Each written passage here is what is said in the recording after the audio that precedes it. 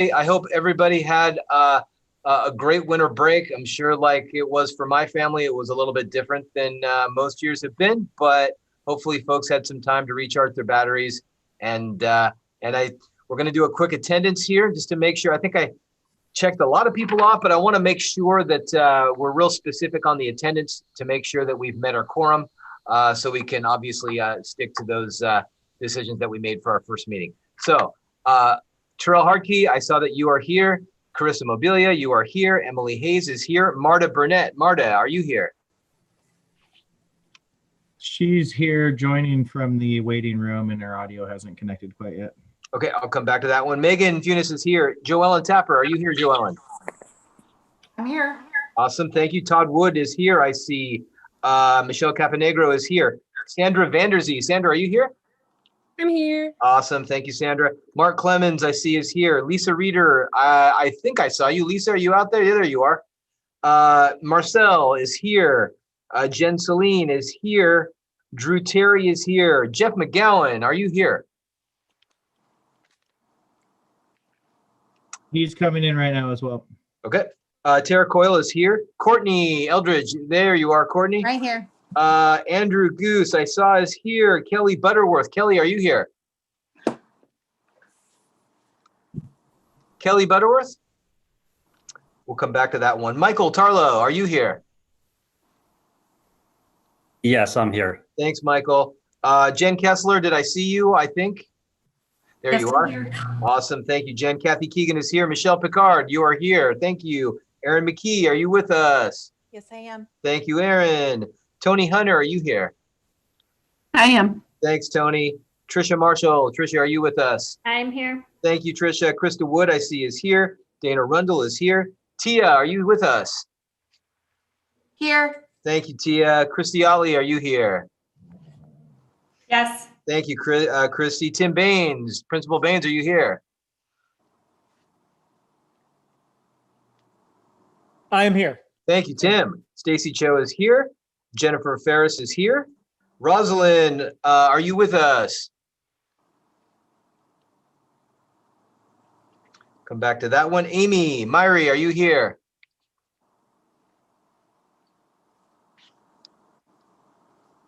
Okay, Pam Winschool, are you here? I'm here. Thank you, Pam. Jane Harris, are you here? I'm here. Thank you, Jane. Jill Ravenscraft, are you here? Here. Thank you, Jill. I see Leanne is here. I see Carrie is here. I'm going to go to the top one more time to make, because I know a few folks came in. Marta Burnett, are you with us now? Yes, I am. Thank you, Marta. And Jeff McGowan, are you with us? Yes, sir. Thank you, Jeff. Kelly Butterworth, are you here? Okay, I don't have Kelly here. And then Rosalind, are you here? Josh, Kelly isn't a list on the participants, so. She is. It looks like she's talking and it's not, doesn't say muted, but her microphone isn't working. Okay. Okay, yeah, I see her. So Kelly is here. And then, so just one more time, the last two here. Rosalind, are you with us yet? No? And Amy, Myri. I'm sorry. Yes, I'm here. Awesome. Thank you, Amy. So we are at 39 of 40 people. So that's good. We have our quorum. Okay, well, make sure that we use that 39. Folks, if Stephen, if Rosalind makes it in, can you give me a heads up on that just to make sure that I can get that accounted for in the attendance? Yeah, and Stephen, she usually comes in under a few different names. So if you see somebody in the waiting list, I've seen her have a few different handles on the Zoom. Somebody named Stan just joined us. Sorry, that's Rosalind Oswagu. I'm awesome. So happy that you could join us, the Rosalind. Third different one. You've never. Now you surprised me with Stan. That's okay. You are our 40th person, so we are all here tonight. Thank you, everybody, for taking us back. Okay, let's jump into we just took our attendance. Welcome again, and thanks for coming back. I'm going to go over the attendance. I'm going to go over the agenda real quick, and then we'll jump into the minutes to see if we can approve the minutes. Right now, the unofficial minutes from December 17th. So in just a second, we'll review those minutes. I'll give you a couple of minutes to, to take a peek at those. We'll see if there's a motion on that. After that, we're going to get into questions from the committee on either community correspondence that's come in over the past 3 weeks, and also additional questions from the springboard from a few weeks ago. We know that there's going to have questions. We've got a lot of really good feedback over the past couple of weeks. I'm sure that you've had an opportunity to look through that. So we want to make sure we can answer questions on any of those, anything that you might have. And then there were some minor tweaks to the springboard from the 17th. Jake and his team are going to talk about that. Then we're going to go into our breakout groups. We're going to continue to talk about elementary boundaries. As you know, there seems to be kind of a couple of pieces left with the elementary boundaries that we have to figure out. So we have to continue to have those conversations. And like I said beforehand, we're going to have an opportunity to ask some questions of Jake and his team. And also Jake is going to talk about a few minor tweaks to the springboard that were made via community feedback as well before we go into those groups. We'll go into those groups. You'll have some time to talk amongst each other.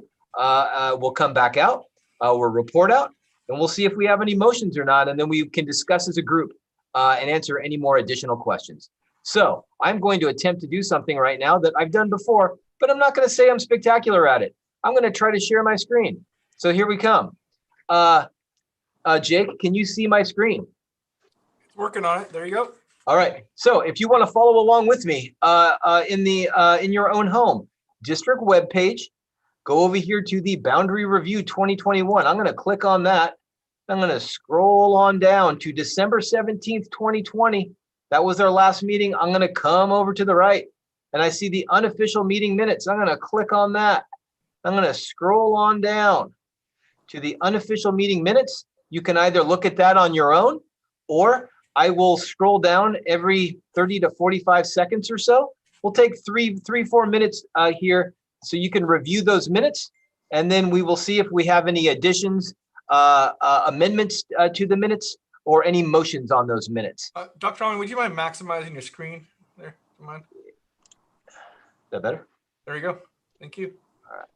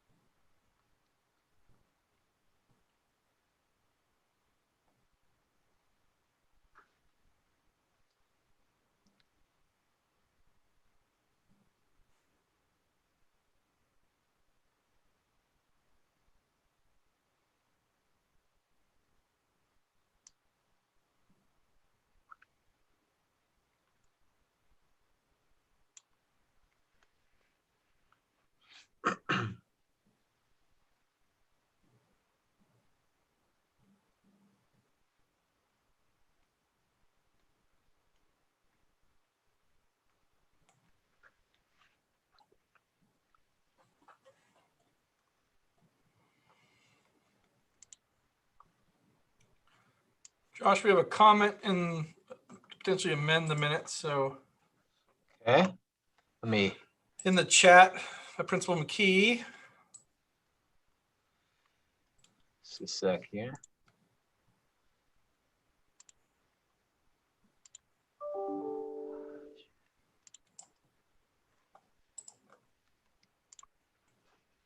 Okay, so going to the chat, I think there is an error in the minutes. I believe the answer to Lisa Reader's question should start with Boundary Review Committee is a public meeting, not a meeting of the public, unlike school board meetings, and not the other way around. I could be incorrect, however.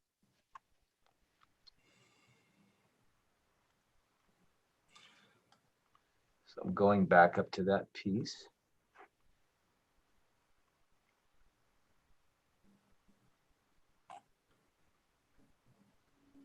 That's always a tricky one because it actually is. It's a meeting before the public and not a public meeting. Those are different things. Meaning we're doing it openly, but it doesn't have public input on a live fashion like a board meeting does. So in reading the answer here, and I'm going to share my screen again so people can see. I probably prematurely stopped sharing that. Answer: the Boundary Review Committee is a meeting of the public, not a public meeting, unlike school board meetings. Boundary Review Committee is a dedicated work group, not a public body with charter and goals. If we were to meet in person, public would be allowed to sit in the back of the room and observe work, but would not be able to intercede, present, etc. Public is welcome to watch on YouTube channel, as well as use email inbox for input. So Jake, any comments or clarity on that piece per Aaron's question?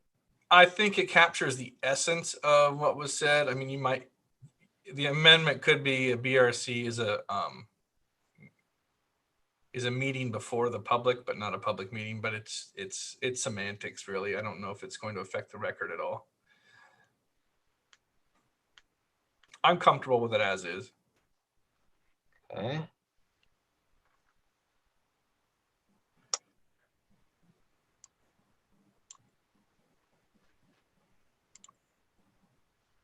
Okay. Any motions, any additional questions on the minutes?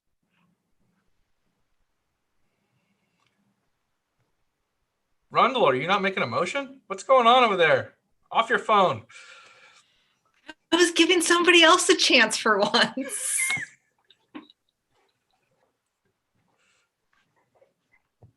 Okay. Is there a motion on the minutes? All right, sure. I'm happy to make the motion that we approve the minutes. I'll second that motion. Okay. All right. There's a motion and a second. I'll call for any further discussion on the minutes. All right. I'll call for the question. Are we gonna do a poll? Did you do a poll, or are you cool with? How about we do a poll? Stephen, are you ready for the yes, no?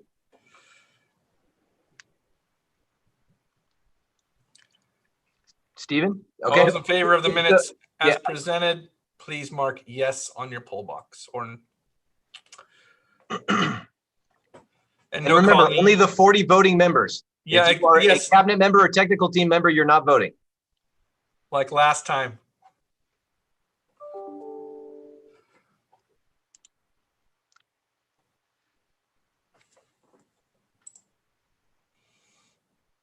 I don't see a tally. Stephen will give that to us, I think. We're at 37 so far. Okay. 37 yeses, Stephen? Yes. Okay. Let us know any more updates to that, 100%. And is that 40 there? It's 37 still. 37, okay. Give it just another second or so. I mean, we've already met our threshold of 37 of 40 is 92%, so that's well above the 75. It is closed. It looks like we're missing 2 people out of our breakout rooms that are not present. or 3 people did vote. I can relaunch if you like. I mean, we've already, even with the 37 votes, we're well above We're the fine. threshold. So I Motion think carries. motion carries. All right, thank you all. Obviously just a piece that we need to do each time in order to make those minutes official. So it takes a little bit of time, but appreciate your patience on that. Okay, I'd like to turn it over now to a question and answer session based on the community correspondence, the community input that's come in over the last 3 weeks. There was a lot. And also any additional questions that you have around the springboard and where things lie right now. So there's a couple of different ways we can do this. You can either raise your hand virtually, and I'll make sure that I kind of keep a queue, or you can put a question in the chat, and I will do my best to monitor that as well. So virtual hand up, and remember, if you just go over, hit participants, and do the raise hand at the bottom left part of that drop-down menu, I can see if you've got a question, or if you want to put it in the chat, I can. We can make sure that we get that addressed that way as well. So that's what this portion is for. Before we head into additional presentations from Jake and his team, but any questions that you had coming into this meeting, we wanted to make sure that we put aside time to answer those right now. And Josh, this is for items that are not then on the agenda, correct? Correct. For example, there was a lot of correspondence that came in from the community over the past 3 weeks. And I do appreciate everybody working hard to go over that correspondence. I know it takes a little bit of time. And also just from a grassroots level with folks in your attendance areas that are reaching out to you and whatnot, any questions that you might have. We have close to 300 emails in the boundary box since this started. And then I've had quite a few just directly to myself or Dr. Almy as well. Okay. And we do have a question. Christy Otley, Principal Otley, take it away. Just wanted some clarification. Received several emails from families about puzzle piece 38, whether it would go to E16 now, and the implication from the notes from the last meeting that it would then either all or partially move to E17 when E17 opens. So that puzzle piece would get a double move. Is that accurate or not? No. Colleen, I believe we said that piece 38. That piece stays with E16. Yep. Okay. Doesn't make twice. Thank you. That would be stupid of us to do. Not that we don't make mistakes, but it wouldn't be the brightest move. Okay. Lisa Reader. Oh, sorry, Josh. Piece 38 is on the agenda, but that was for PCMS. So. Okay, Lisa Reader, question. Actually, well, it's a question / comment. So one thing I'm hoping, at least for the next meeting, or if we have another 2, is to maybe make the cutoff of the emails earlier, because it was pretty difficult to read the 7,412 emails in the 2 hours that we had or whatever. And I understand they were still coming in, and your team was doing an awesome job of compiling and getting everything to us. And Jake, you were responding to almost all of them, which is insane in a good way. So thank you for that. But I just feel like we're not given enough time to actually read and comprehend. I basically was able to do the emails that were sent to me directly, or that I was CC'd on when they were sent to the VRC committee, and then just skim the rest of them. And I just don't know that that's doing a due diligence to what people are actually saying. And we'll try to target maybe earlier Tuesday in the morning, if that will give you a couple days, because we're trying, as you said, we're trying to balance you getting all of it versus cutting you off too soon. So we'll see what we can do next time, Lisa. I appreciate that input. And there has been a lot, and what I try to do, and you've seen that kind of as a theme to the agendas, is I try to pull out the salient or the most common themes in the community input. One that I didn't add quite yet that we'll have to talk about is Rainbow Ranch, I believe. That wasn't on my agenda. Those emails came a bit later. So we might be able to talk about that as well. Okay. Next question. Leanne, I see a real hand in the air, but I will take that as a hand in the air. Leanne. Thank you. So a question that I've received multiple times is about the growth potential numbers and wanting to see those growth numbers in relation to assigning middle schools in particular. And do you have those for us tonight, Jake, or is that something that you're compiling and can get to us? How would you like them? I mean, here's the hard part. I'll be honest with you with enrollment. That's why in the start of this, I shared 3 different forecasts. Normally, I'd be able just to whip out a traditional enrollment projection and be like, yep, here's what I think is going to happen. But since our elementary enrollment declined by 9% in one single year due to COVID, and then we also had a decline of 4.5% or 5% at secondary, building by building projections become rather difficult, particularly difficult since we haven't settled in on the boundaries that are going to feed them. I can give you some growth. Obviously, that's why I plugged some growth numbers in just for capacity's sake. But projected growth by building, pretty difficult to go do until I isolate the neighborhoods that are going to feed each school. I do have some information on housing in the pipeline that I often get from my city colleagues, and then we have a software we use as well that tracks new developments. We can provide you that, but building by building, it's going to take a lot of time and effort to do, particularly since we don't have boundaries drawn. I can swag it, which I'm fairly good at, but again, COVID is the wild card for me. It's rattled my demographic projections because it's really, as we talked about earlier, going to depend upon the modality we start the next school year with, I think. If we're in hybrid, or God forbid we're in hybrid. If we're in person, I think, we could be back to normal. As I said, we could bounce 10%. If we're still in the pandemic, we could decline further. So it gets a little difficult to push it out. I can put some potential housing starts out for you to look at, but I don't believe that's why we're boundarying down Issaquah Middle School as an example, because we know that in the city of Issaquah has an urban plan and several thousand units planned over the next decade. So that's in the pipeline.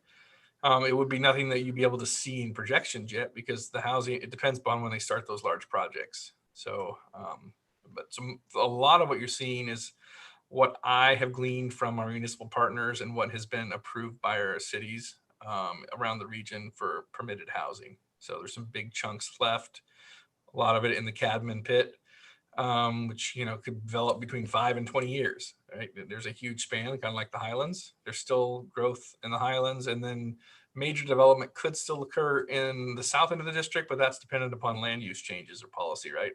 Do they move the growth management line? And then I had an email back and forth. Housing mix is also something that is hard for me to predict. So if it's single family versus multifamily, that will drive a different number of kids as well. So I could give you some housing information, but good, solid building by building projections. I can do it maybe over a year period, but it starts to get pretty fuzzy several years out, to be honest. Okay. Yeah. I think I ask it directly in relation to point number 3 tonight in the Lakemont community and the desire to get Set and Cougar Ridge into the same middle school. So I will address that issue head on. That's not a problem. I think I saw a real hand in the air from Dana Rundle. Dana, that was just a stretch? Okay. No, it was a question, but Jake answered it. I was looking for a future building. Gotcha. Okay. Any more questions or comments during this time before Jake and his team address a myriad of different things that we have on the agenda? But I do want to give just one more opportunity. I don't want to come off of this. If somebody has another question that they want to ask, again, you will have opportunities to ask questions both in your breakout rooms and when we get back from that too. So it's not that if you don't ask a question now, you don't have a chance later in the meeting. You have that chance then as well too. So any other hands? I don't see any. Nothing in the chat. I don't see any. Jake, let's move along. Changes made to Springboard from prior meeting on the December 17th meeting et al., which means some other things that you'll be addressing as well. Jake, take it away. Can you see my shared screen, Dr. Almy? I can. Okay. Let me make it a little bigger if I can. So given as we said, a myriad appears to be the word. I will use plethora. I also like a cornucopia or potpourri. Those are all appropriate words tonight. We got a lot of public input. And again, tried to pull some themes out. And also we had some leftovers from last meeting that we wanted to do some due diligence on. So there was a request, and I will start first with number 1. There was a request on the Black Nugget piece 38 to be split. And Colleen, would you want to share after we did our study and research why we decided that we would like to keep Black Nugget piece 38 whole and continuing to go to PCMS? By keeping piece 38 whole, that leaves it closer to the feeder school, and it is needed for the transportation efficiency, and it all flows together. Correct. And it also would make IMS a little bigger if we went to piece 38, which is not the direction I would assume we went ahead given future development. And there was also a desire for that Lakemont block, and that would make that nearly impossible numerically if we move piece 38 down there. Correct. Any questions on that portion? Okay, I can only see about 5 people, so.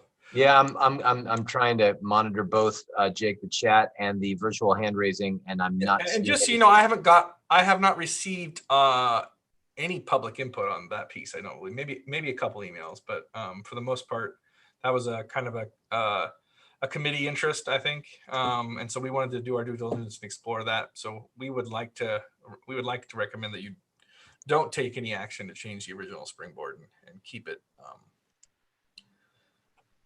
Or no, move it. Sorry, we had the original proposal going to IMS, did we not?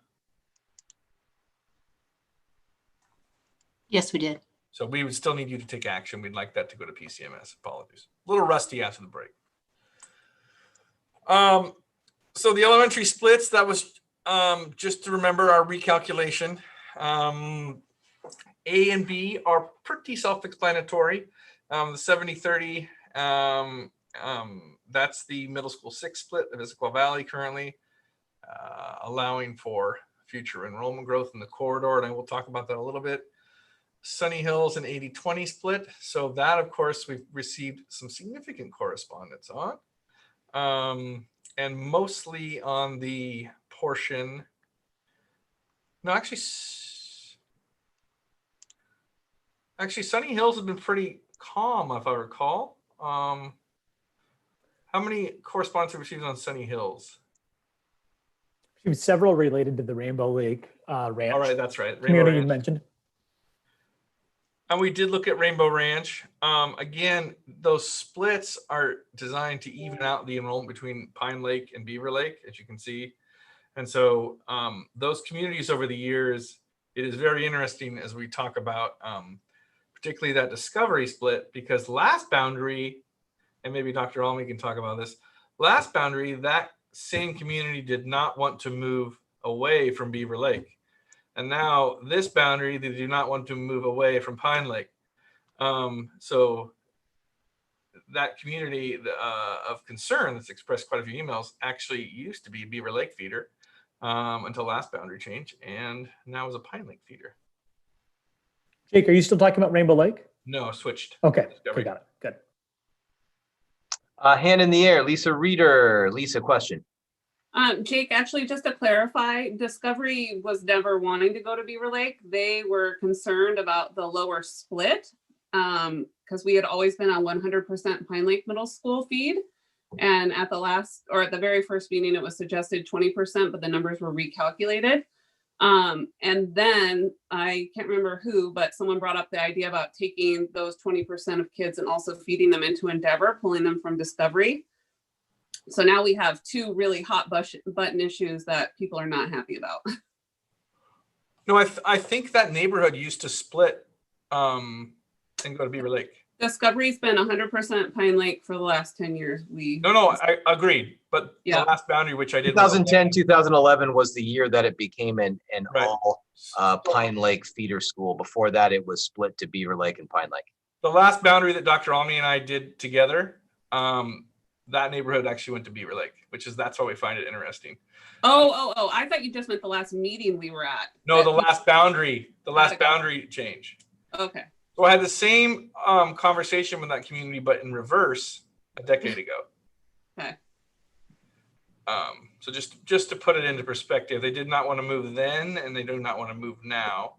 And Dr. Almy can maybe talk a little bit about that transition, but we had the same sentiments, but they were in reverse then. They didn't want to move away from Beaver Lake and didn't want to go to Pine Lake. And in this case, they want to go to Pine Lake and don't want to go to Beaver Lake. So just a little bit of historical context. And I guess that's what you get when you have people that have been in the district nearly 20 years. We've seen like the Lakemont conversation is not new. And so on that piece in particular, I don't see an easy way, and this is me speaking, I don't see an easy way to not have them split, be a split feeder and keep Pine Lake and Beaver Lake balanced. Now, one way we were thinking about doing that, and they wanted them to keep their kids together through K-8, would be that group would no longer be in Discovery Elementary. They would be in Endeavor and Beaver, and that would keep them together K-8. So that was one solution for continuity. And that has not been well received either. Lisa, you are correct. So I don't think it's about keeping the kids together in that case. It's about they didn't want to leave Discovery or Pine Lake. That's just my personal opinion. So that's what I was gleaning from the input. So one solution that we proposed is obviously keeping the split or reboundary 49A and 50 to Endeavor and to feed to Beaver, which would provide a clean K-8 split. If we want to have dialogue about this specific one, do we do that now or is it after breakout? Oh, we probably should do it after breakout, I think. Okay. And during breakout. Yep. Okay. Jake, Kathy Keegan, can I ask a clarifying question? Yes, Kathy Keegan. Just because lack of experience, since we voted on keeping the Discovery boundaries intact last meeting, would a motion have to go through to change that vote? Correct. Okay. Remember, I told you you can make a motion anytime to change anything. You're not locked in. The only thing that remains intact is the original springboard, unless there's an action upon it. So, so those were just some solutions when we talked about. Again, if the goal was to numerically balance Pine and Beaver Lake as close as possible, that community has been a swing community. And Dr. Almy and I were talking today. It was the exact opposite when we were trying to move them from Beaver Lake to Pine Lake last time. Well, and also the when you look at decades, the numbers changed, and I go back to my years as principal at Beaver Lake Middle School, which was the largest middle school in the district at the time, and we were over 1,100 kids, and the Trossachs was just booming and just churning kids out. And when the decision was made to turn the freshman campus into Pacific Cascade Middle School, we were in this process right here, and that was a change that was made, and there were parents from Discovery that definitely did not want to move to Pine Lake, but when that happened, they settled in nicely, and Principal Caponegro and the balance of her staff made them feel very welcome. Actually, at that time, Principal Caponegro was Assistant Principal Caponegro, and she made them and the balance of the staff feel very welcome. So, and we're getting down now to the real tough part of a boundary process. It's the last bit of nitty-gritty neighborhoods that people love new schools, but they hate to move. And I've often, just complete honesty, boundary changes are harder on parents than they are on kids. That's what I have found over my career. I know that sounds corny and hokey, and you're like, oh, this guy is just trying to get us to finish. But truthfully, I often find that the parents worry about their kids more than their kids actually are affected. And we've seen beautiful transitions. We've been in the fastest growing district for many, many years, and had to add facilities, and kids are going to do all right wherever they're at. And I haven't given that speech yet, but we're getting down to those last few neighborhoods. We're going to have to make some tough decisions. But I wanted to let you know that that's what I have found consistently over the decades. So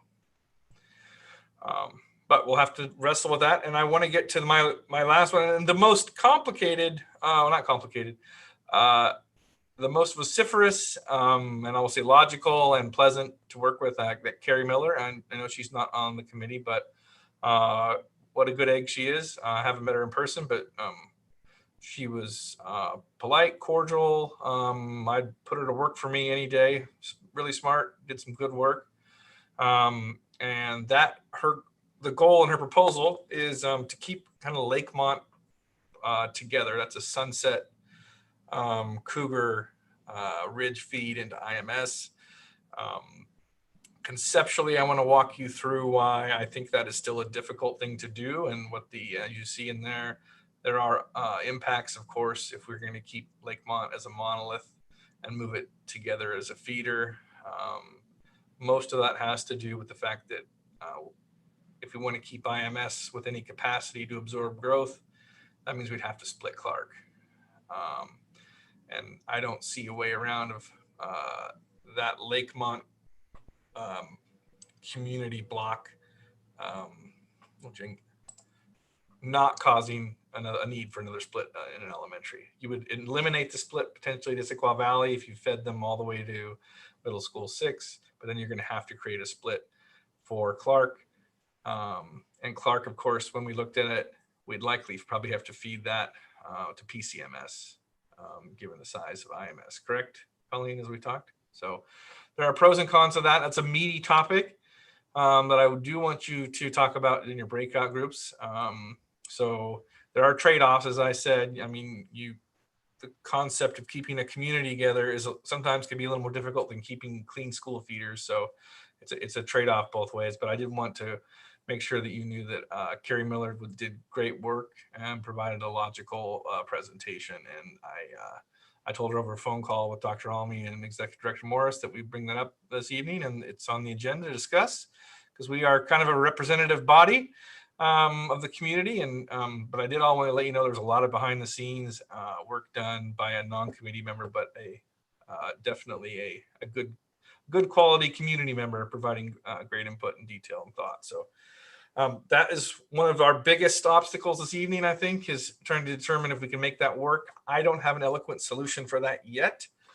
And then number 4, the technical corrections. Colleen, you want to talk about what we missed? And on our little, just imagine you look at the springboard proposals many times, but as you see them over and over again, you're like, ooh, I missed that one. So what did we need to do on those technical corrections? So piece 65 was part of E17. And when we looked closer at the boundary line between PCMS and Pine Lake, it actually overlapped. It's actually a PCMS piece. So we fixed it a little bit and moved it to elementary 16. There's only one student currently in that block, that piece. And then piece 47 and 66A, we had to adjust down to that boundary line of PCMS and Pine Lake, so it stayed at Pine Lake. So technical corrections in that case not affecting a significant amount of students. But if we don't draw the boundary maps correctly now, then we'll be trouble later when a new development pops up and we're like, which boundary are you supposed to be in? Oh, so we've had that happen before where we've drawn boundaries where there was no kids and then a new development occurs and we either have it going right down the middle of development or we have to rechange the catchment boundary. So Jake, we have a question from the floor. Tara Coyle? Hi. The upper side of that 65, is that 43rd, the main road there? Is that just so I can get my orientation? I'm seeing yes from Colleen. Yes. Okay, that's 43rd that turns into Providence and that turns into 228th. Right? Yeah, 228. Yep. Got it. Right across from where the new high school is going to be built. Another question from the floor. Kelly Butterworth. Kelly, question.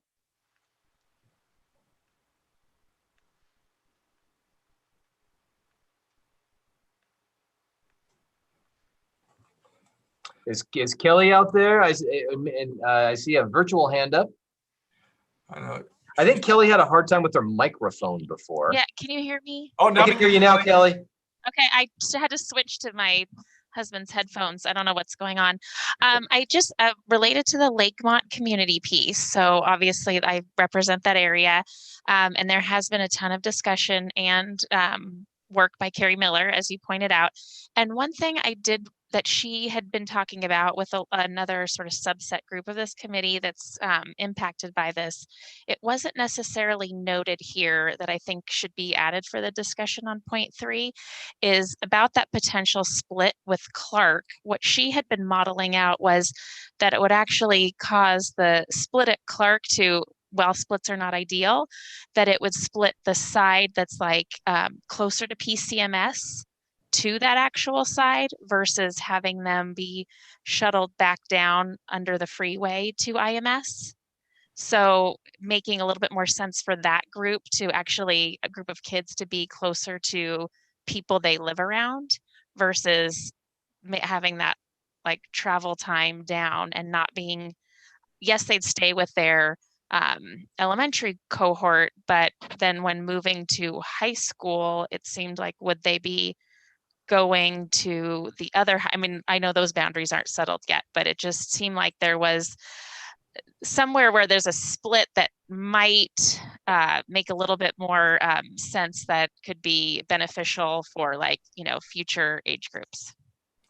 We talked about that, Kelly, and one reason I didn't include it on there is that when I was looking at when I looked at Carrie's proposal, there was one piece that was missing, I believe, and in that case, it would have inflated PCMS's numbers.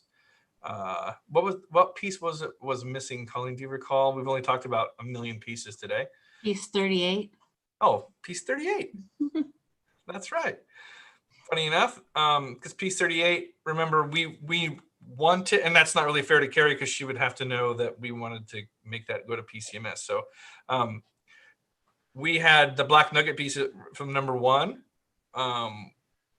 We would like that to go to PCMS as we talked about. So that was how many kiddos in piece 38? Sorry, I can't, there's too many.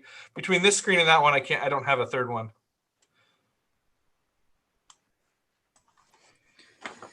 There is 79 middle school kids.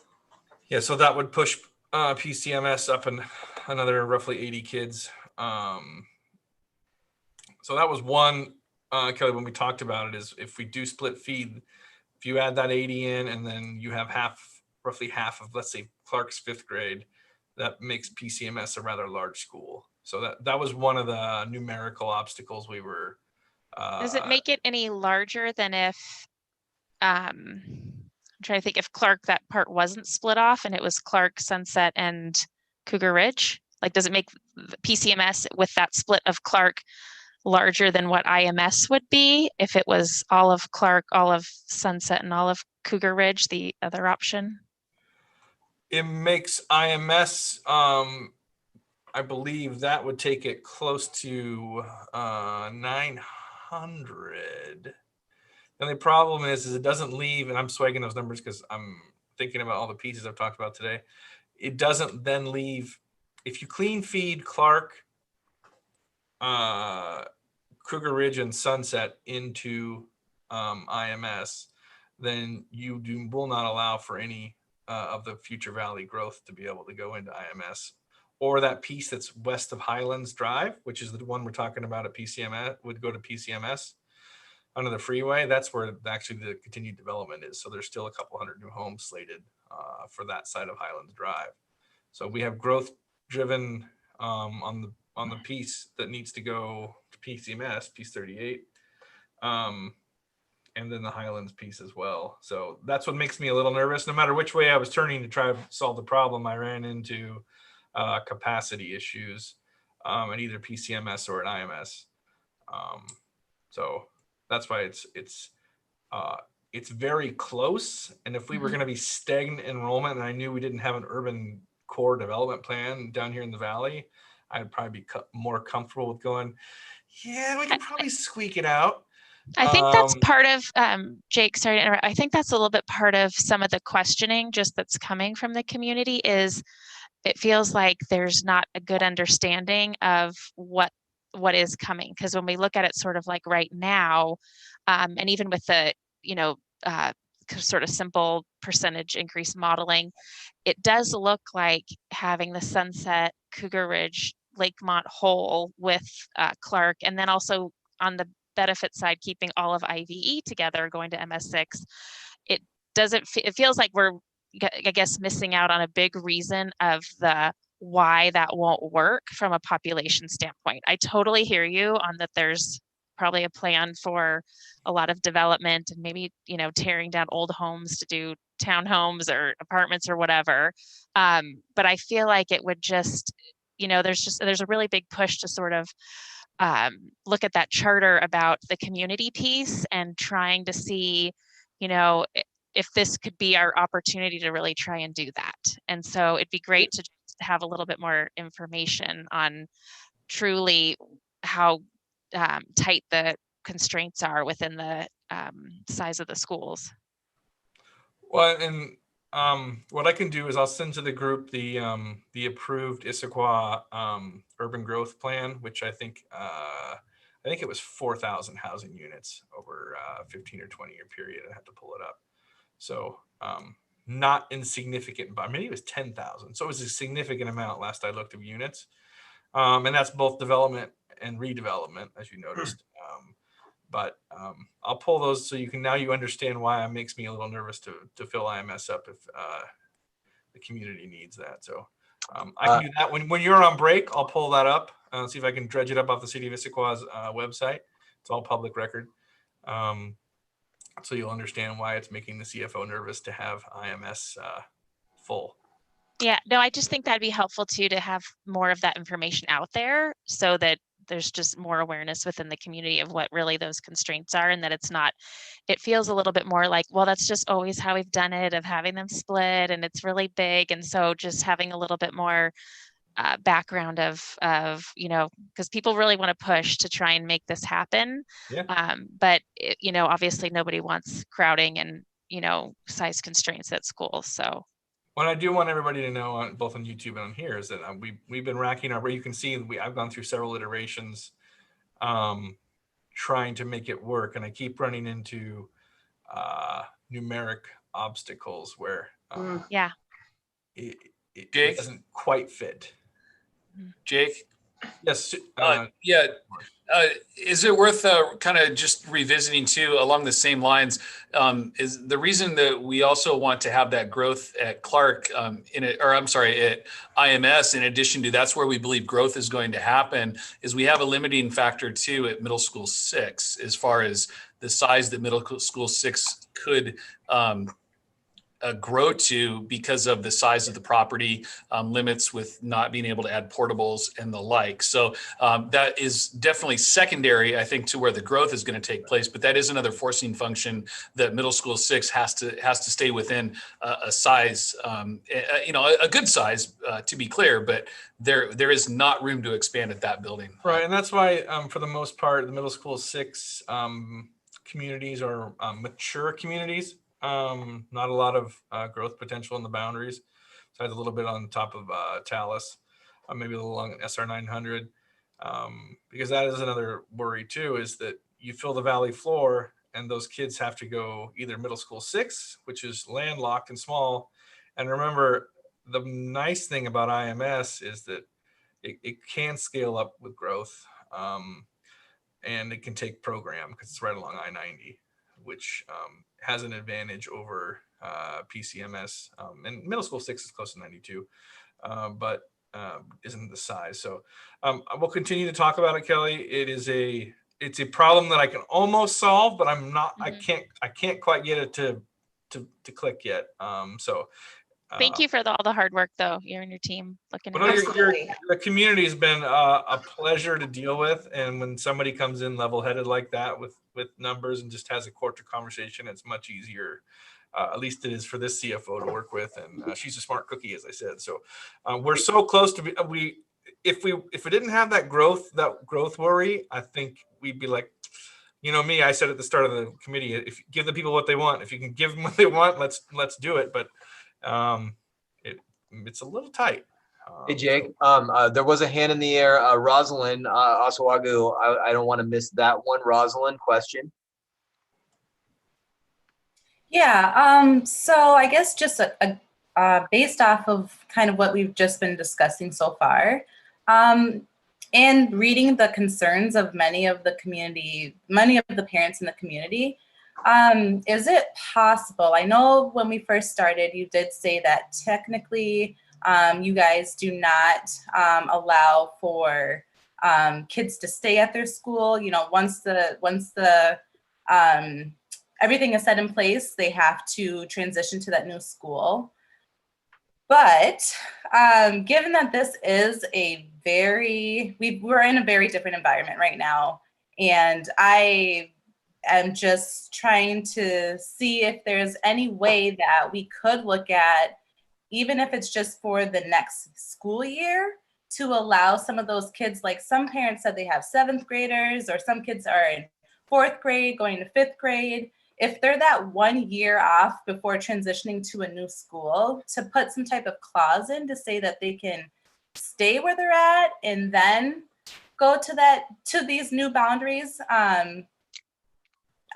Just something I wanted to ask. I'm probably opening up a huge can right now, but I do want to advocate for those families and that have significantly addressed this as a concern right now. I wish I could say that grandfathering or grandmothering or grandparenting or whatever we're calling it these days is a possibility, but historically it has not been, because what happens is it takes years and years for our boundaries to take shape, because then it's like, well, but then they've got a sibling and the sibling's in kindergarten and they need to go all the way through the system, and then it never, ever, and all the principals, I want you to know, are shaking their heads yes, it never ends.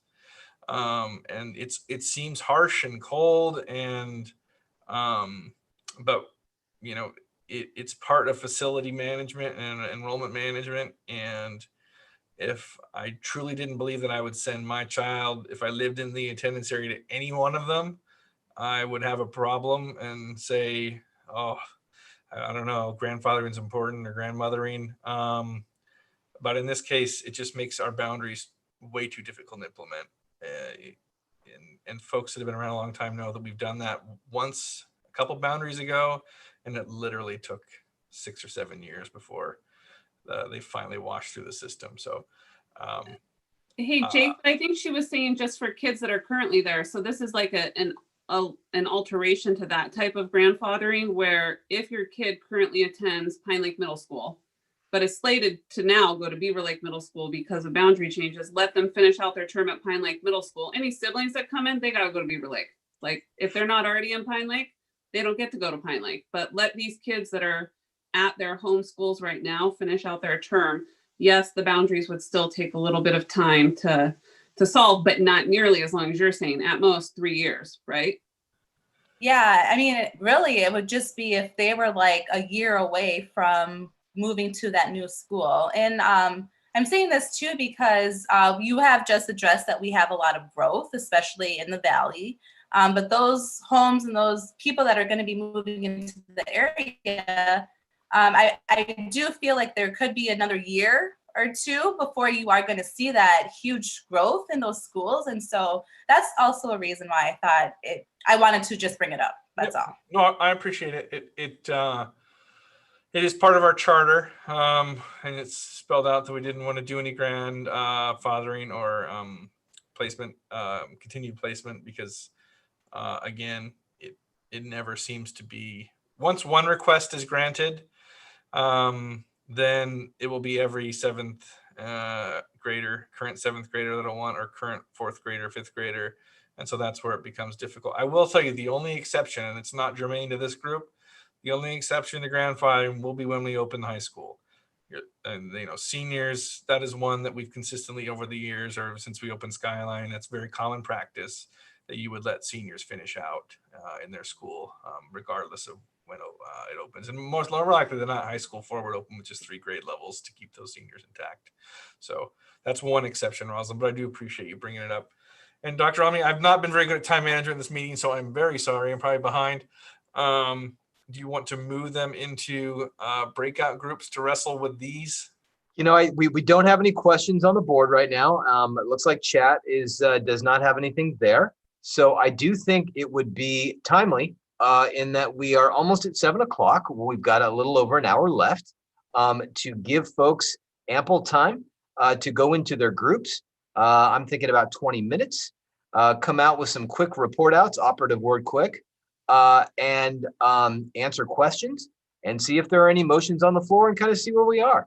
Yep. I think that would be maybe a good place to go. And also know, table captains, your names are, remember, Joe Ellen Tapper, Lisa Reeder, Aaron McKee, Tim Baines, and Carrie Reckling. If you do have some pressing questions that you need some technical support on, let Stephen know, and we can get someone from the technical team in to help answer those on the fly if need be. So with that, Stephen. And obviously the low-hanging fruit is number 1 and number 4.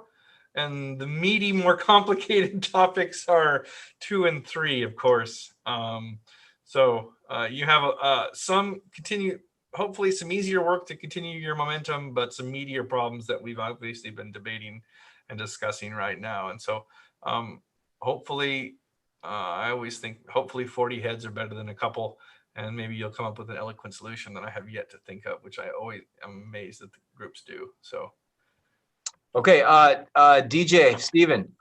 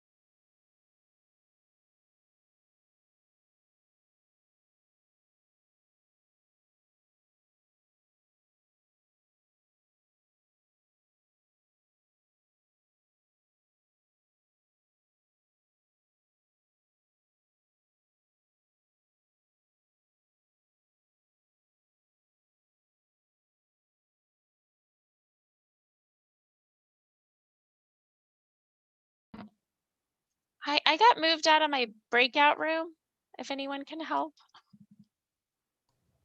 The breakout rooms are closing now. Oh, they are? Okay.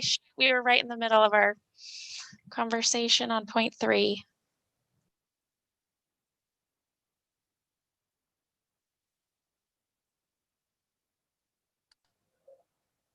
8 seconds, Josh.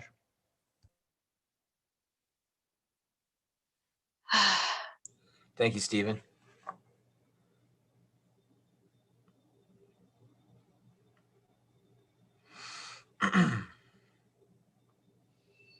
All right, welcome back, everybody, to our 57, 58-ish participants, which is all of our 40 voting members and our technical team. So hopefully you had a robust conversation in your breakout room. I can't wait. I, for one, can't wait to hear about it. So table captains, Joel and Tapper, you're up to bat. Why don't you share with us how that conversation went in your breakout room? I was first. Okay, we had a robust conversation. So we said, let's see. Okay, so we said that Megan was sharing that there was not a whole lot of buzz going on at Endeavor, that there'll be a capacity, but that's fine, that's good, that will be good. Then we were talking about we had a lot of conversation about equity in building size. And one of the conversations we had was that, is that the district priority? So one of the questions we had was if that could be a comment from the boundary committee, that is that the top priority from the boundary committee for is that building size is the top priority, because if not, we talked a lot about the Lakemont solution, and I'm hoping that Carissa and Michelle will jump in because they talked about if there's an overcrowding at IMS, using that Clark split, and maybe some of the students from Highlands moving from Discovery to Pine Lake, and then changing the size more of some of the middle schools. So if that was not a priority, could we focus more on the social emotional part of keeping some of those neighborhoods whole, rather than on keeping the priority being the sizing of the middle schools? So that's what we were talking about. Which one is more of the priority? And especially in the time right now of the pandemic, and thinking of the social emotional, what is the top priority? And what we were talking about there, Jake, was really the that Lakewood idea of shifting students, which then created an IMS that was at capacity.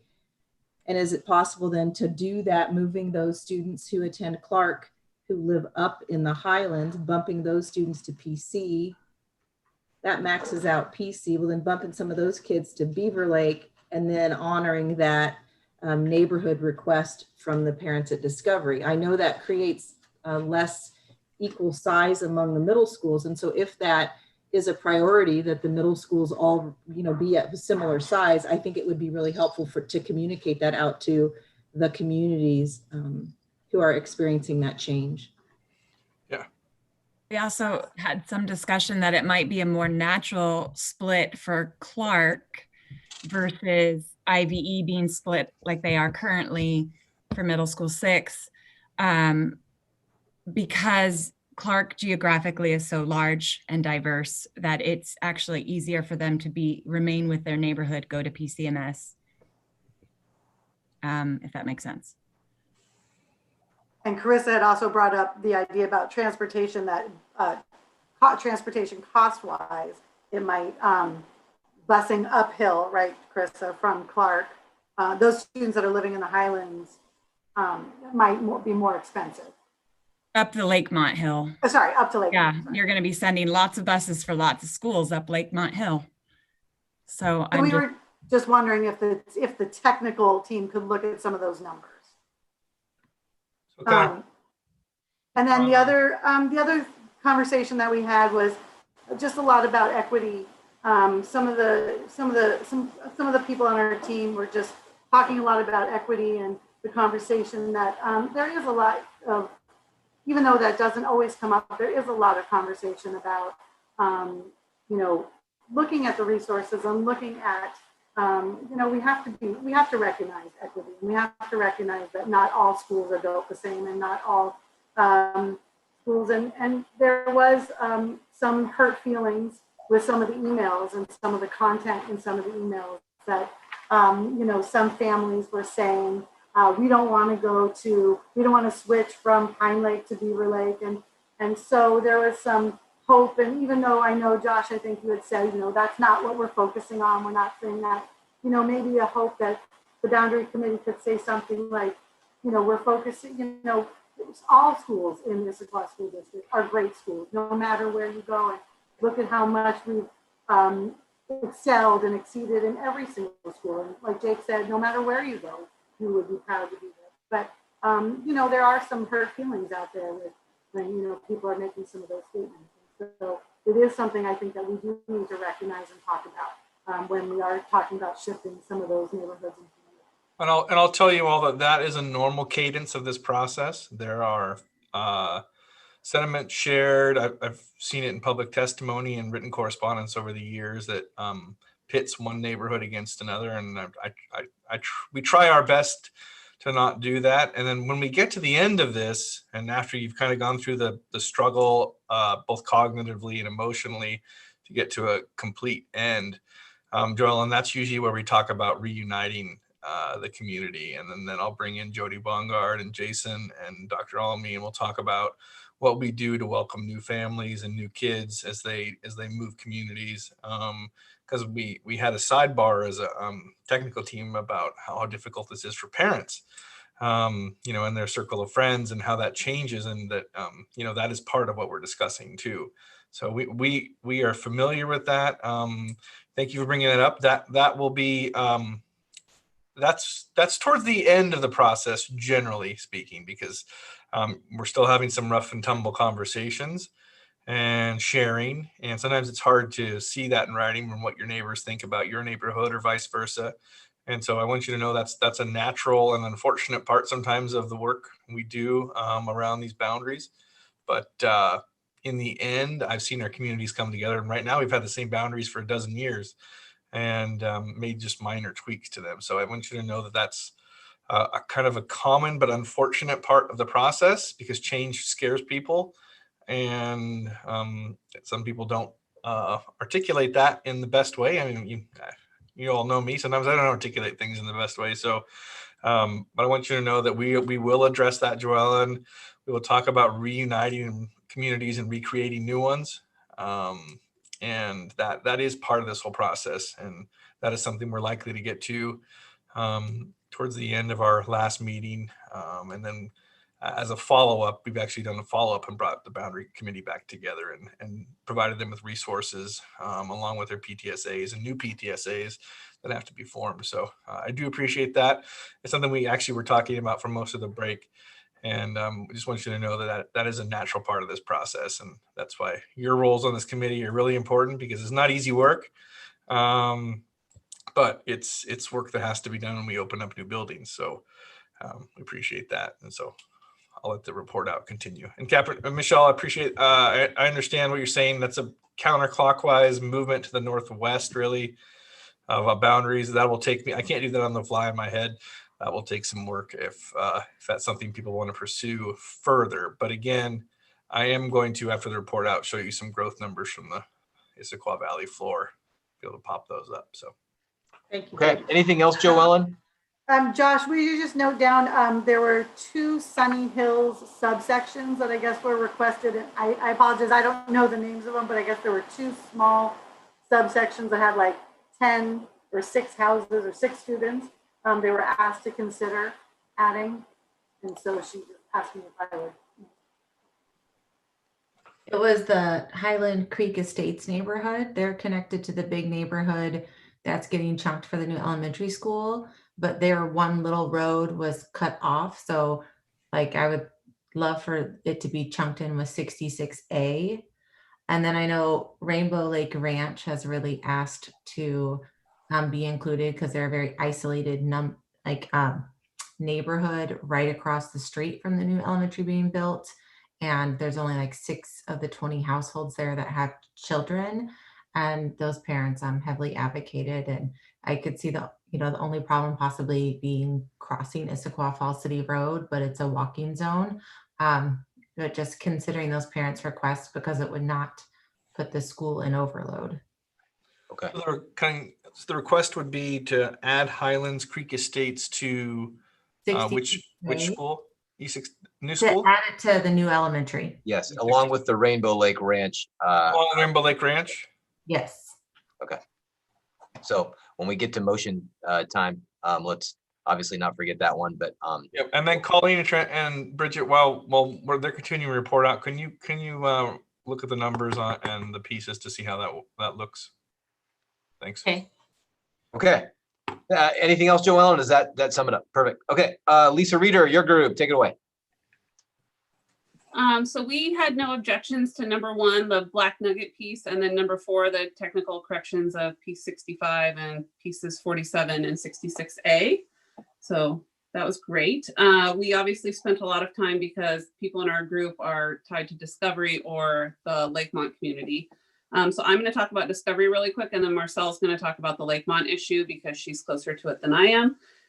So I think we sort of reiterated this a little bit, but just from the Discovery side, so everybody is aware, when we were at the very first boundary meeting, just as a reminder, it was trying to take Audubon Ridge kids that historically walked across the street to go to Discovery and move them to the new elementary school. They stood up in force and said, no, thank you. And Jake and his team honored that, which was excellent. So we felt like our Discovery boundary, as from an elementary school perspective, was pretty set in stone. The middle school issue was still there with the 20% being split from Pine Lake, or from going to Pine Lake Middle School to Beaver Lake Middle School. And then the Endeavor issue was brought up as a way, because one of the issues that people had is, well, my kid's going to go to Beaver Lake Middle School and not know anyone, right? Because no Discovery kids will feed there, just the little 20%, which is 73 kids. And so the Endeavor solution was a way to solve that, right? Well, then you'll end up going to school with, people who you'll go to middle school with. The biggest issues we have in that, the emotional desires of parents and children, we feel like really need to be accounted. Jake, I know you mentioned that you think it's parents who usually have the harder time. We had students sign, currently we have 175 students who have signed a petition to stay at Pine Lake Middle School, not go to Beaver Lake Middle School. So I would suggest that the students actually really do care about this, and it's quite possibly due to the pandemic, which is something we've never had to deal with before. So we can't look back on history and use that as a guide of how people are going to react moving forward. So I think that's something to really keep in mind. The other thing is Endeavor is not close at all. Some of these kids could walk to Discovery if they wanted to. It's a 1.1 mile walk. Endeavor is 3-ish something miles. A lot of parents don't even know where it is. They had to look it up. It feels very out in the sticks for our community, not for other communities that feed into Endeavor because they're much closer to it, right? But for our community. And then when we look at our capacity versus Endeavor's, I definitely can see there would be, a benefit to relieving Discovery of those children, but then it just puts Endeavor at capacity, and so it's just trading one problem for another. So that's, just, it doesn't seem acceptable to us at all to move Discovery kids to Endeavor.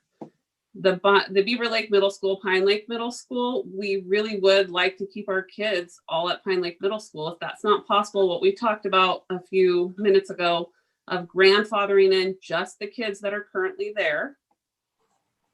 And then if that can't be done, I don't know, then we'll just probably be not super thrilled, but I just really think we need to look at that, because the 73 kids that would move, is that really going to make that great capacity change in deference with Beaver Lake Middle School and Pine Lake Middle School? And the last parting point on that would be, these neighborhoods that are affected, 49A and 50, have been swing neighborhoods. And Dr. Alamy and Jake, you guys had mentioned like before they wanted to stay at Beaver Lake Middle School. Well, that was because they had just moved there like 3 or 4 years before you guys wanted to move them again. This neighborhood has historically been the swing neighborhood. So they're taking the brunt of it. Like every time the boundary gets affected, They used to go to Endeavor, then they went back to Discovery. Now, you know, we're talking about Endeavor again. We're looking at the middle schools for them. So, you know, while it's not the same children, it is sometimes the same families or the history resides there, which is why there's a lot of frustration. So that's where we're at on the Discovery issue. Marcel, do you want to talk about Lakemont? Sure. So I'm actually the representative from IBE, and we also had a representative from Clark that's in our group as well. So I know that I reached out to my IBE community as far as I could get, given where we're at right now. And it was a very mixed bag of feedback. Some people thought this was such a great, wow, someone figured out how to keep IBE together. There's definitely a great push for that. We were kind of looking for that in the beginning of all of this. However, I will say that there were some conversations about transportation, what that's like to come from the top of Squawk Mountain and then come down over here. I live in Taos, sorry, so over, you know, to the new middle school, and also what that rebalance would look like for Clark in particular, not loving, you know, sort of the buck being passed that now they're going to get split by kind of the Lakemont community bringing themselves together. That came up in the conversation tonight. And then kind of a big piece that, you know, hit me and some others was a very inquisitive sixth grader said, well, if we take 100% of IVE and all of Newcastle, and then Newcastle goes off to Liberty, that means IVE is going to a high school where they know no other students. I mean, unless they know them from outside. But it's sort of then putting them back into a situation where the rest of IVE doesn't know, you know, kind of the high school students that they'll be moving on with at, hopefully, as we said before, not for sure, but Issaquah High. So that was kind of a really big one, I think, for the, you know, some of the people that were then having that discussion is what will that look like later. I think the rebalance that the gal that sent this, I can't remember her name. Carrie Miller. Yes. She, you know, she rebalanced things. She looked at kind of the socioeconomic balance of the schools. And I thought that was all so thought out, well thought out. And again, as someone who thought, let's figure out how to get 100% of IVE together, I just think there's some other drawbacks to it that also cause drawback for Clark as well. And that community being kind of the, well, now we're going to pull apart a different school. So those were the things that came up in our chat tonight. So. Okay, Lisa, anything else before we move on? Nope, we're good. Thank you. All right, Erin McKee, your group, take it away. Okay, great. So we didn't have any much to say about 1 and 4, but we did talk quite a bit about 2C regarding the discovery situation and the Lakemont question number 3. In our group, we definitely agreed that transportation efficiency is number 1. We don't want kids on buses for too long. And we started to think about things from the student perspective. We appreciate the parent input, but we want to make sure that students are not on the bus for too long, that they're having as consistent of an experience as possible, and a positive experience. So I just kind of want to make sure we focus on the students first. So when we talked about the discovery situation, there's a lot of positives for moving 49A and 50 that we've talked about: transportation efficiency, a more consistent experience for students. It would also reduce enrollment of one of our largest elementary schools and would reduce a split school. However, there's been a lot of feedback that Discovery actually would prefer to stay a split 80-20 school rather than move those pieces to the Endeavor Beaver Lake feeder pattern. When we talked about number 3, we had some healthy disagreement in our group. It did feel like we were cut short in that conversation. We had folks that felt very strongly about lots of different ways that we could look at this.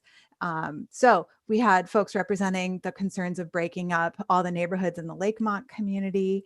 Obviously, we've received email input. And then we had the flip side of that were concerns. Number one, having IVE in Newcastle going to middle school 6, when those IVE kids, some of them live so very close to IMS.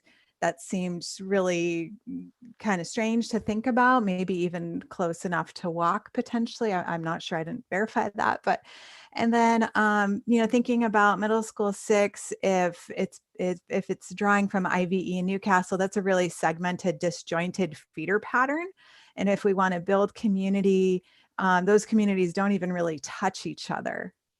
Unfortunately, it did feel like our conversation was cut short, so that was unfortunate. But we did have some healthy conversation on both sides. Didn't really land anywhere on that, though. Okay. Good feedback. Anything else, Aaron? Nope. Okay. Let's move over to Tim Baines and your group. Tim, take it away. Sure. So our group was very supportive of 1 and 4. It didn't seem like there was much there to really discuss any further. So we were supportive of those 2. And then when it came to items 2 and 3, we spent some time talking about the middle school splits. Really, I think that the Sunny Hill split, obviously, since it's been in place for some time, it sounds like there was some conversation from members of the Sunny Hills community about, is there a way to keep us at Pine Lake and to put everybody at Pine Lake together? But eventually that conversation kind of went down a path of, well, that split might come at some point then down the road. So that's at high school or at middle school level. So when the community started to think, when those members of the community raised that point, heard that there would eventually be a high school split, although that's not our focus here, they said, let's just kind of keep it the way it is. So it seems like the Sunny Hill split, people are okay with maintaining, as has been historically.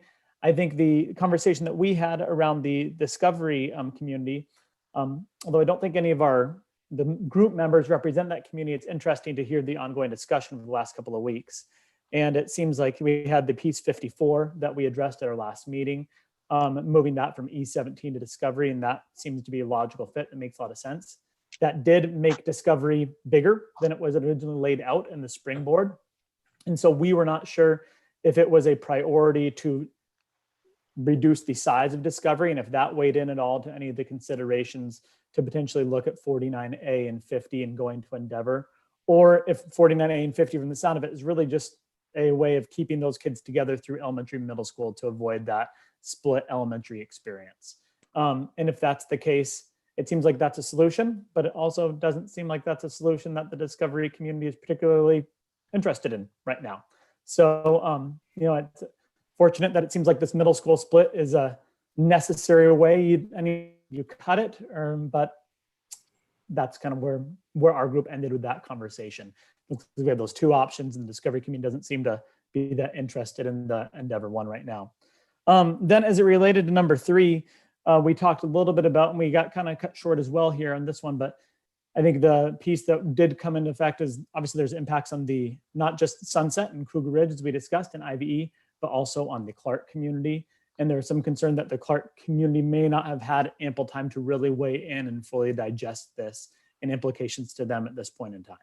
So if this is something that a group is going to consider going forward, making sure that all impacted community members have really had time to weigh in and process. Jake, you said you're going to be sharing numbers and whatnot, but it looked like, yeah, that growth in the downtown Issaquah area does, we had a chance to look at some of those pieces too, where I pulled that, looking at nearly 8,000 homes. So you see where those households are coming up to. I know you were going to speak to that later on. So, yeah. Okay. Anything else, Tim? Nope. Just thank you to Ms. Hayes for mentioning the feedback from the Sunny Hills community. And thank you for Colleen for looking into that. That Rainbow Ranch neighborhood and also the Highland Creek neighborhood that we're checking into. I appreciate that. We had a few households that were impacted and wanted us to check that out. Do we have those answers yet, technical team, on those 2 last pieces that Mr. Baines talked about? Hold on, I was eating an apple. So that 66A for Highland Creek, and I'm not exactly sure how far that development goes, but that 66A actually came out of elementary 16 because of that boundary for Pine Lake and PCMS. So that boundary line's right there, and we had to take it out to keep it with Pine Lake.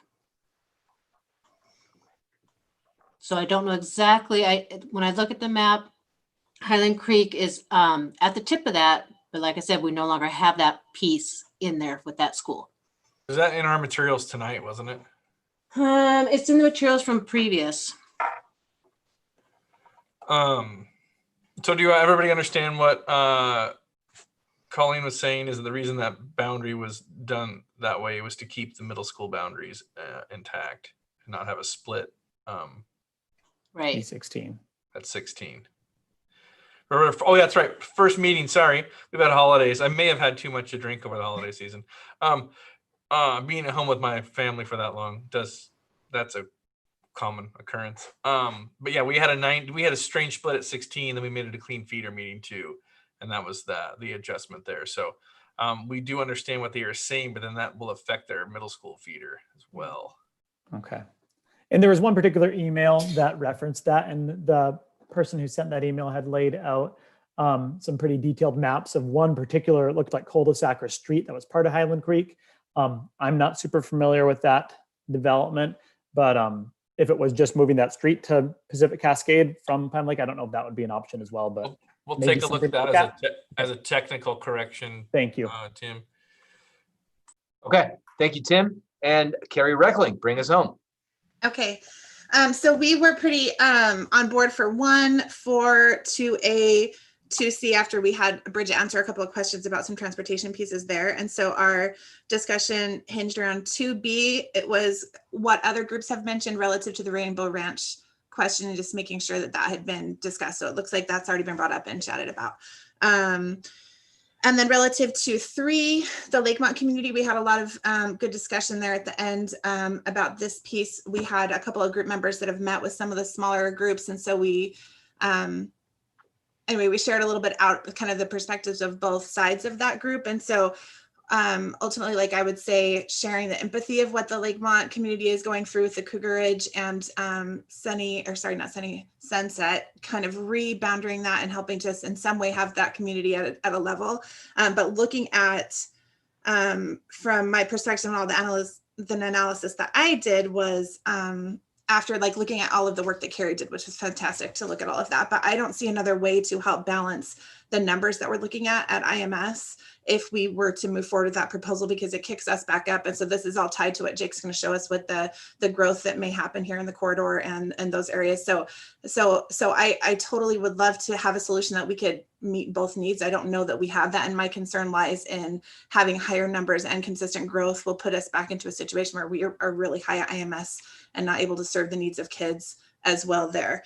And so some of the concerns coming from the Lakemont community that we're seeing is like, if there was ever a time to fix this kind of fraction that's developed over the last couple of decades is hopefully now. However, also it looks like there's so much work been done to see it doesn't look like there's a really easy, simple solution that doesn't then again impact like the Clark community and some other situations there. So that's kind of where we landed is kind of understanding both sides, but concerned about the ultimate impact on IMS and Clark. Okay, thank you, Carrie. So thank you for all of our table captains for doing such a nice job of summarizing your time. I will always, we try our very best to put agendas together and give folks ample time in breakout rooms. I did hear a little bit that some times were cut short. That was not something that we wanted to do. So we'll take that into consideration for the next time when we go into breakout groups. So I'm looking at the clock right now. We've got about 10 minutes left, and I want to say one thing, and Jake can chime in when I'm done on his thoughts as well. We do want to give an opportunity if there are any motions tonight, but I also want to say this.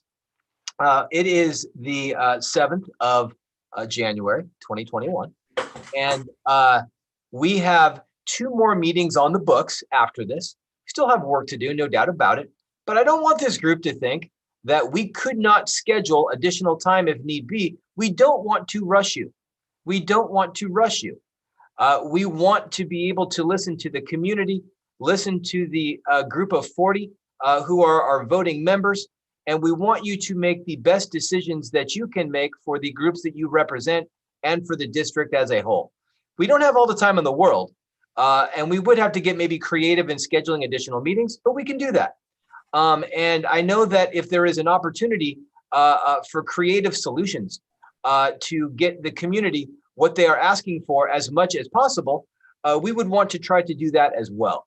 So as the clock is ticking and we have now 8 minutes and change left, I don't want folks to think that there is this urgency tonight to try to push through motions, because I don't believe that there is tonight.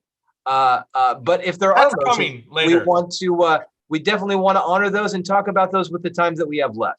So Jake, do you have anything to add to those to that idea? No, obviously we have time to complete our work. It's good to hear that you all wrestle with the same issues that the technical team and the broader community have wrestled with. So I do feel a little better that I have intellectual company in that regard, and then just didn't miss something just blatant. And everything that the report out said are true. There's trade-offs. We keep Lakemont together, it's going to split Clark. And it's going to make IMS potentially larger than I'd like it. We don't put the Lakemont block together. Obviously, there's going to be some anger, but at least we have cleaner feeders than when we started the process, where we had Sunset split. Discovery, the trade-off for me, Beaver Lake and Pine Lake, 70 kids. That means Pine Lake is going to be running right around 1,000 when it opens, and Beaver Lake's going to be down at 800. And that's you're like, oh, 200 student gap. Well, if you're the principal of that building, there is a significance there. So it's hard. I mean, we could do a poll. Is it worth running? Last meeting, to be honest, we did the politically expedient thing by, you can see, Discovery and Endeavor are no longer balanced. So the community voice was heard, but then you notice that our elementaries aren't balanced like they were when they started the springboard. So there gets to be a point where numeric balance of facility capacity and enrollment growth will have to take the front seat. I don't know if we're there yet. So obviously there's a trade-off. Do you not take the opportunity, because we're talking about opportunities here, do you not take the opportunity to right-size your schools when you have it, even though it's politically difficult? And so that's what my job is to try to kind of foster this process through and try to figure out what we can provide the community for comfort and needs, and also what boils down to what the district believes is good for operations and the long-term vitality. And we want these boundaries to hold too. So that's one thing you have to think about. The boundaries look great now, but if that Pine Lake community continues to have new housing starts around it, and it gets to 1,100, you're going to be like, well, that CFO was an idiot. Why did he let us go to 1,100? We could have shaved 70 kids off, or 100 kids at Beaver Lake, and we would have been in much better shape. So, those were I don't, one through, if you want to take some motions on number 1 and 4, that's fine. I think those are that's a cakewalk, at least in my opinion.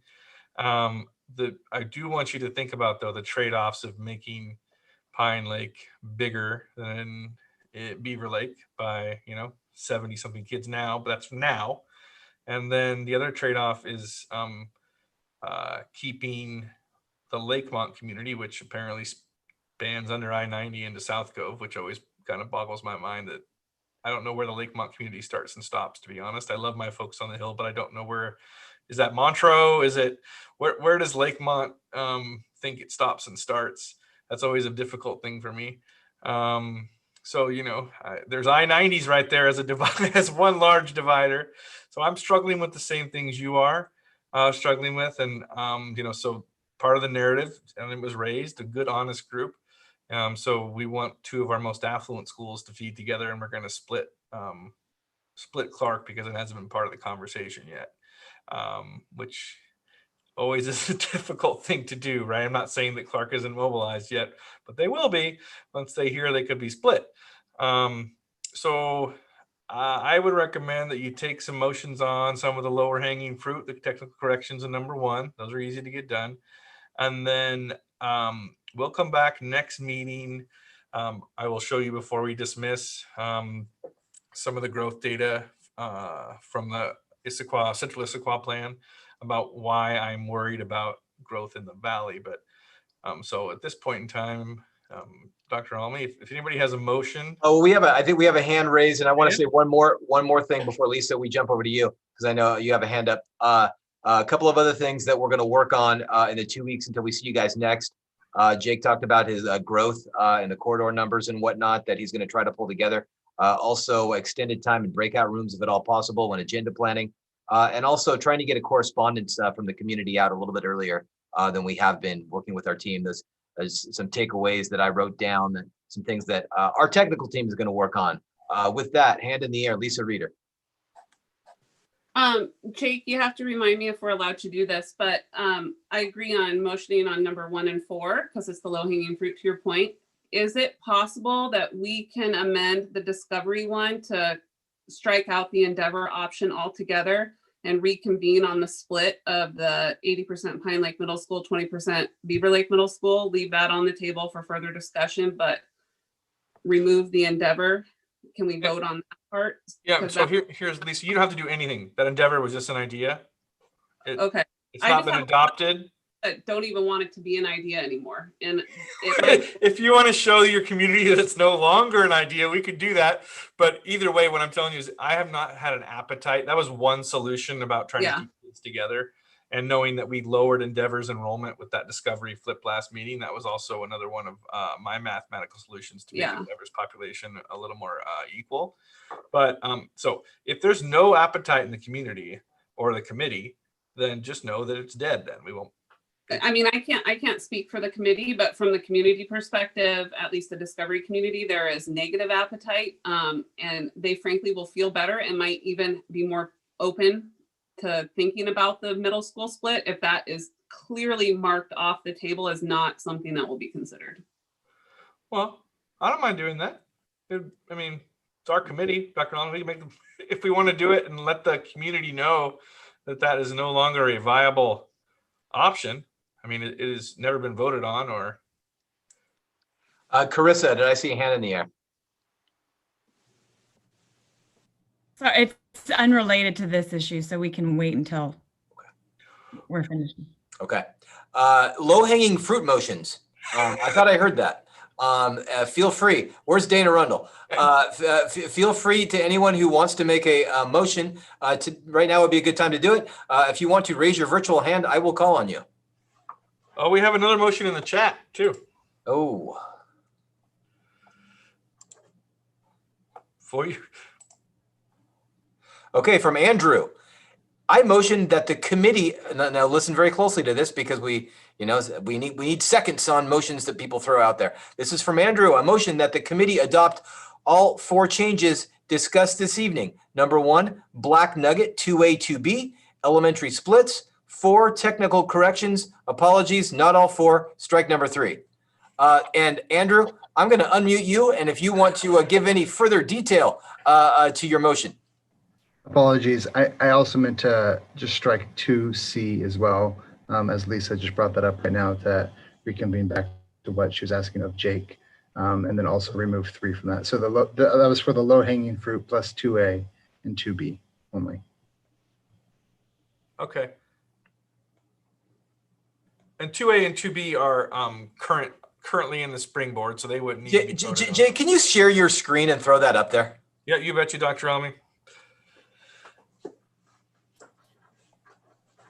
So if people can see that, and then we can go over what that motion is just a little bit one more time, I think people will know exactly what they could possibly be voting on. So what I see in the motion is that number 1, Black Nugget would be moved to continue to go to PCMS. We originally had it in the first springboard, so we would need your action to change that. And then the elementary splits, I believe those are technically they are already adopted in the springboard, so we don't need to make action on those. Correct? Yes. And well, then, counting C in there, though, we want to make sure that because to me, I know you're saying it wasn't voted on, but when it's written there, solution change portion of discovery boundary, that has to be struck out. I will perfectly, I think that's a great, if you want to just kill it right now, then let's do it. So that would strike 2C, correct? Correct. No, strike, it would strike 2C. Well, we don't, I would No, like to C2, sorry. on not voting on 2C and striking 2C1 or 2CI, Roman numeral 1 or whatever that is. So because we can table the middle school split, like Right. that has been approved. That was held from last round. So you'd want to But- strike the red. Yes, correct. Okay. And then table C for a vote next week or next meeting. Can we keep that separate from 1 and 4, the vote for 1 and 4?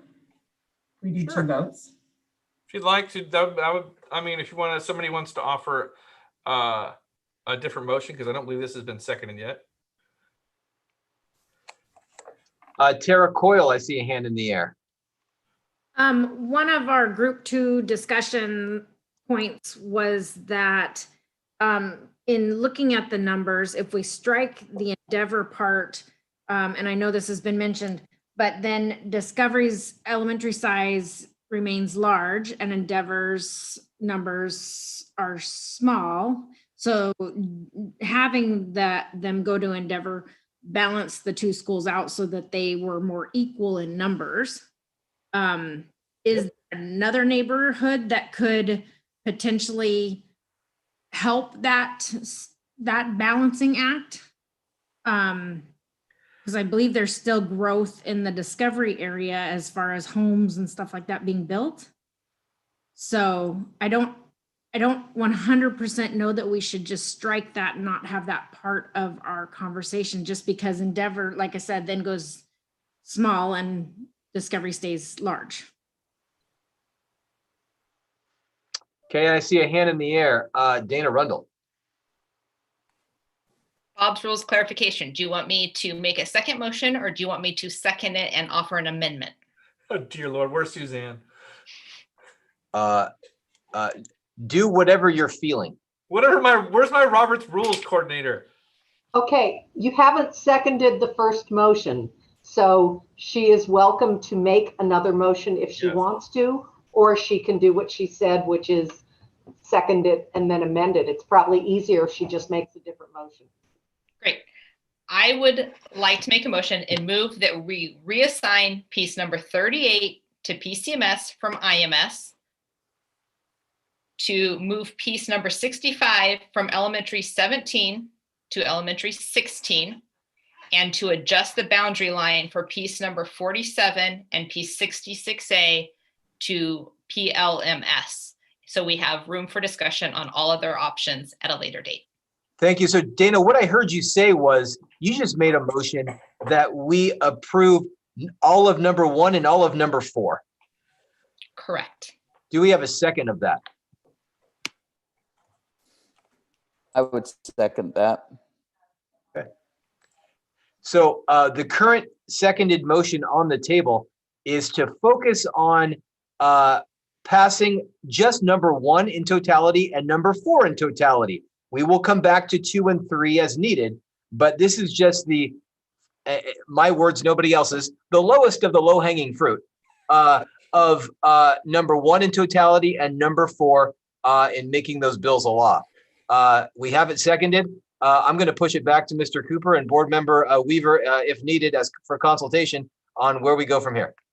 Any more discussion on the motion? Dr. Almy, are you seeing anything? I'm still screen sharing, so. I think we are good. Yeah, no, I don't have anything in the chat. We don't have any hands up. I'll bring up the poll and we'll call for the question. All those in favor, mark the poll yes. All those in favor, not in favor, mark no of the highlighted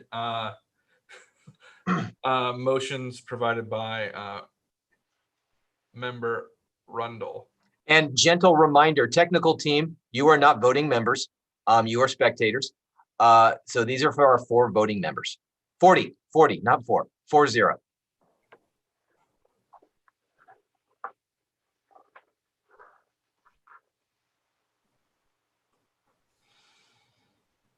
will say, Jake, that you probably shouldn't have had discussion on the first motion until it was seconded, just for future reference.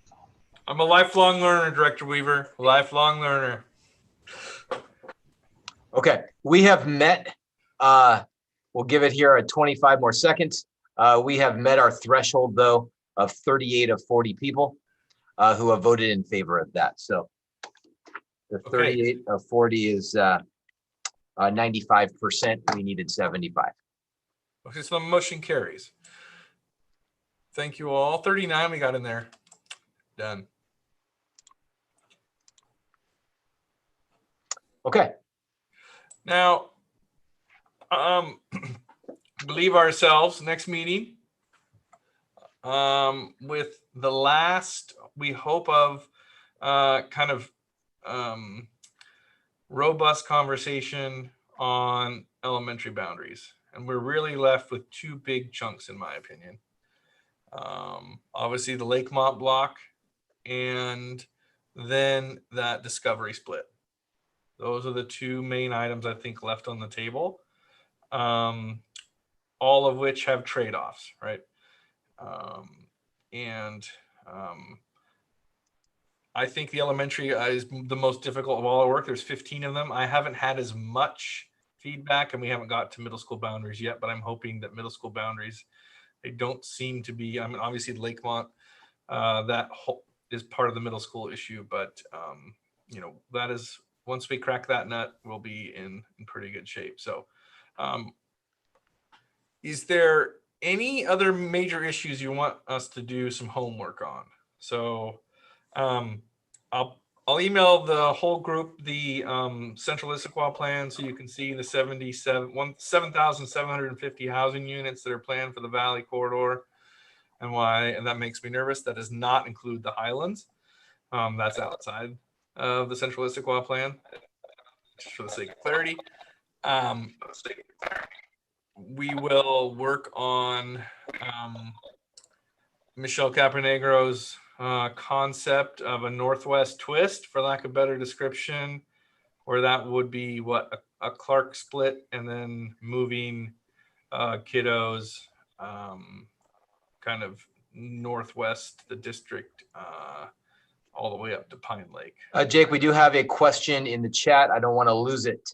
Is there any more information about if Rainbow Lake can go to Elementary School 16 as well as Highland Creek Estates? And I know we had talked about that briefly before, some very small sections of folks.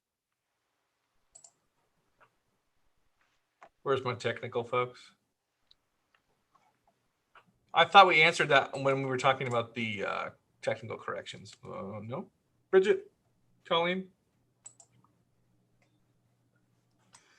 We had talked about Highland Creek because it was in that 66A that got that technical adjustment. So it would stay into the Pine Lake boundary. So it's no longer that close to E16. And we didn't talk much about Rainbow Lake. I think that's still under discussion with us, the technical team. So Highland Creek Estates has been solved? We can look at it a little bit more, but it's out of that boundary. So we'll do some homework on Rainbow Lake.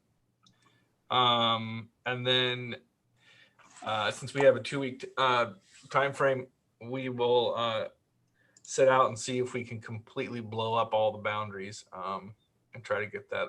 I mean, it will take a lot of work. Well, not a lot of work. It'll take a lot of thought to move those boundaries northwest and counterclockwise.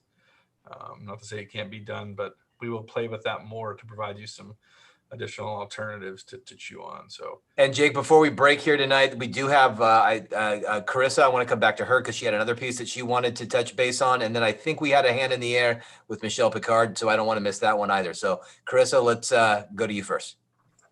Thanks, Josh. I know that this isn't part of the discussion or part of the charter, but we did see a slide last week on free and reduced lunch rates.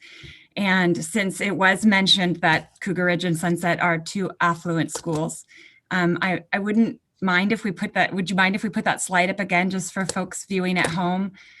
So we could see that sometimes perceptions that are out there aren't necessarily accurate. I do believe Sunset's above the line on the free and reduced lunch cutoff. So I wouldn't necessarily describe it as the two most affluent schools. Oh, no, not the two most affluent schools, no. And you're correct. This is from December of 19. Believe it or not, I've been doing some other things and I'm about ready to update for next year. So I will share this as well.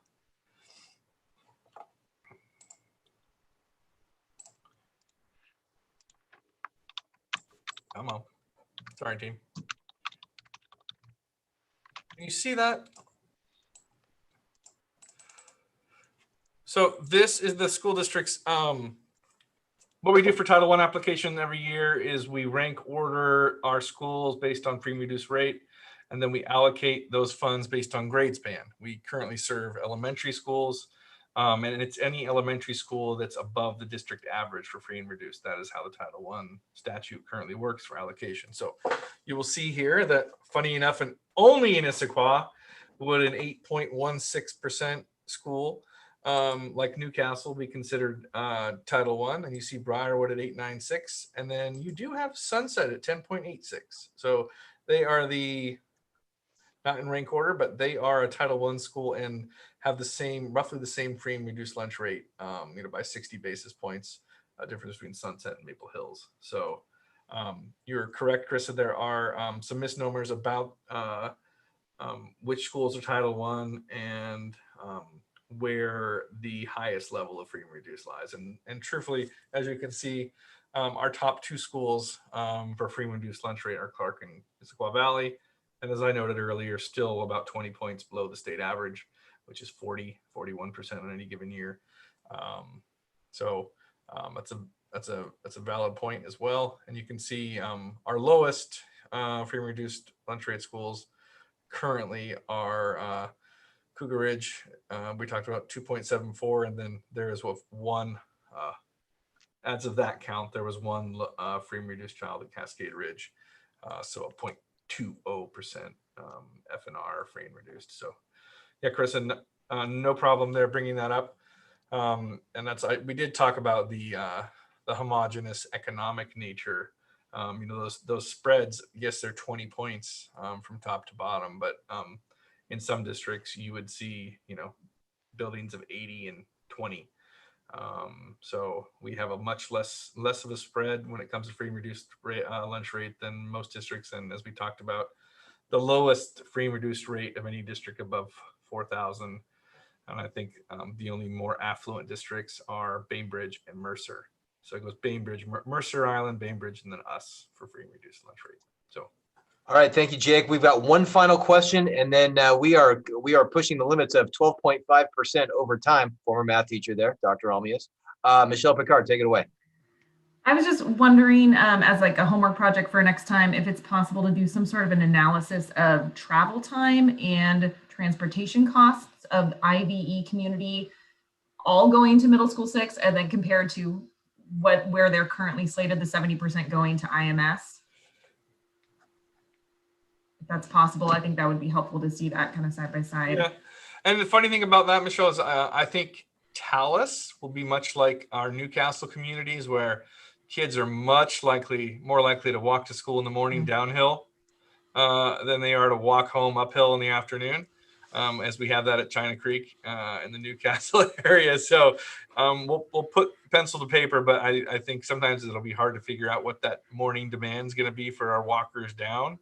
I think I'm more wondering about the Squawk Mountain corridor population being bused all the way over to Tallis. Correct, because then that boundary stops. The IVE boundary currently stops at Front Street. Yeah. So that is definitely probably, if you're the IVE or Clark rep, I would be looking to reach out to my communities, as I know a lot of you have been, but they'll really want to know where this conversation is heading. So. Again, thanks to all of you. You're brilliant. Your brilliant minds and your tough work. We're down to the last nitty gritty, and there's some trade-offs to be made. So we'll get there.